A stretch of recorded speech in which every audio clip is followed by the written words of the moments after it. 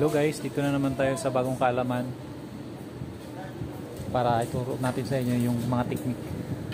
Ito guys, ang purpose nito, magtaka kayo ba't may ganito.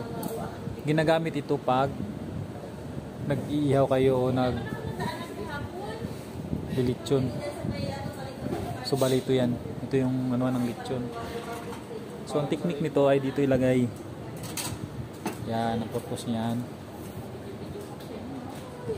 Tapos, yan, nakaganyan yan para yung usok ay lalabas. Dito yan dadaan.